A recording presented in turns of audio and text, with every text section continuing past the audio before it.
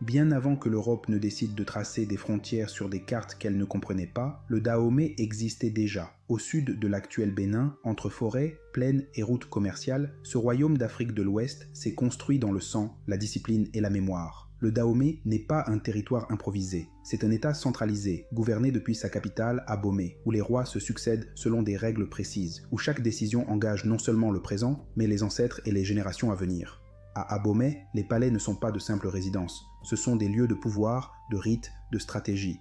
Les murs racontent les victoires passées, les cours accueillent les conseils, et chaque symbole rappelle que le roi est au centre de l'ordre du monde. Car au Dahomey, le roi n'est pas seulement un chef politique, il est chef de guerre, chef spirituel et garant des traditions. Autour de lui, l'État fonctionne avec rigueur. Des ministres conseillent, des messagers parcourent le territoire, des généraux préparent les campagnes militaires. Rien n'est laissé au hasard, la guerre fait partie de l'identité du royaume. Mais elle n'est pas chaotique, elle est organisée, ritualisée, stratégique.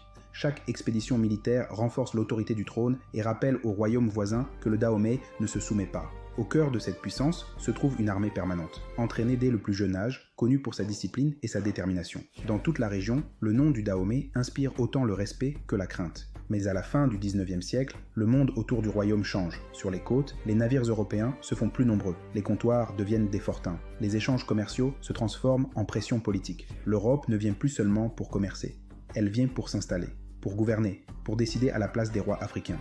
Pendant que les puissances européennes se partagent le continent lors de conférences lointaines, le Dahomey, lui, refuse encore de disparaître sur une carte. Il est libre, souverain et déterminé à le rester. Mais cette liberté a un prix, car bientôt, un roi devra faire un choix que ses ancêtres n'ont jamais eu à affronter. Et ce choix changera à jamais le destin du royaume.